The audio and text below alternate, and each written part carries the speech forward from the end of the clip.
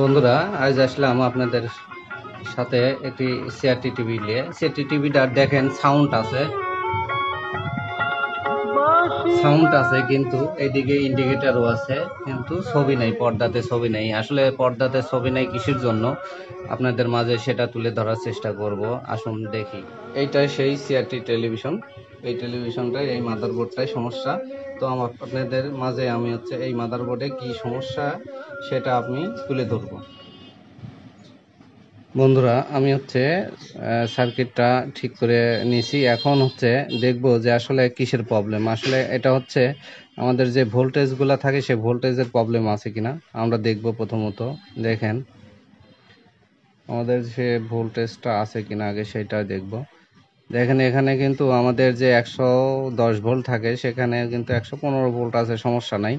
115 volt কিন্তু এখানে present আছে। তো আমাদের হরাইজন্টালে যে ফ্লাইব্যাগে যে ভোল্টেজ যায়, এই যে ফ্লাইব্যাগে যে ভোল্টেজ যায়, দেখেন ফ্লাইব্যাগে ভোল্টেজটাও কিন্তু ঠিকঠাক আছে। তো এখন ফ্লাইব্যাগের থেকে যে আউটপুট ভোল্টেজে যায়, আউটপুট ট্রানজিস্টার, এই যে এখানে আউটপুট ট্রানজিস্টারে যে ভোল্টেজটা যায়, সেইখানে আমাদের ভোল্টেজটা আছে কিনা। তো বন্ধুরা, আমরা আউটপুট ভোল্টেজ, এই যে আউটপুট ভোল্টেজ দেখা যাচ্ছে যে আমাদের আউটপুট ভোল্টেজে কোনো ভোল্টেজ আসতেছে না। কি কারণ সেটা দেখবো আমরা। এই লাইন ধরে যদি যাই, এই দেখেন এই দিক দিয়ে লাইন ধরে যদি যাই, এই পর্যন্ত কিন্তু কোনো ভোল্টেজ নাই।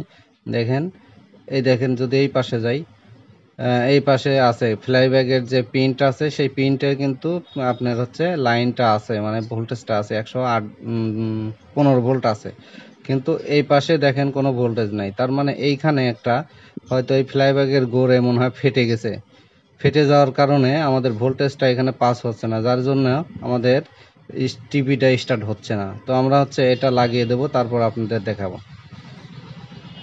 দেখুন বন্ধুরা, আমরা এটা ছোট্ট একটা জাম্পার নিয়ে নিছি। এই জাম্পারটা এখানে আমরা লাগিয়ে দেব।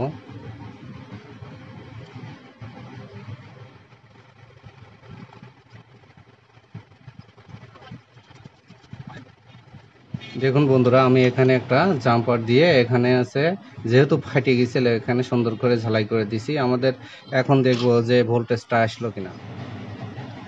তো বন্ধুরা, এখন আমি ভোল্টেজটা দেখবো যে আমাদের সেই ভোল্টেজটা, আউটপুটে ভোল্টেজটা আসছে কিনা।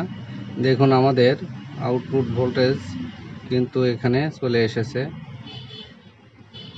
এই দেখেন, কিন্তু আমাদের আউটপুট ভোল্টেজ কিন্তু এখানে চলে এসেছে। ঠিক আছে,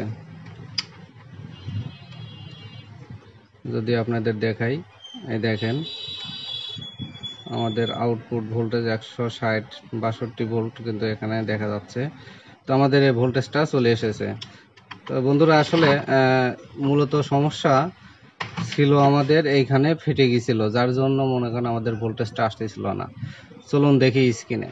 দেখুন বন্ধুরা, আসলে স্ক্রিনে দেখেন ছবি কিন্তু চলে এসেছে। মানে আমাদের যে টিভিটা চালু হতো না, এখন কিন্তু টিভিটা কিন্তু চালু হয়ে গেছে। তো অবশ্যই ভালো লাগলে লাইক শেয়ার দিয়ে পাশে থাকবেন। আল্লাহ হাফেজ।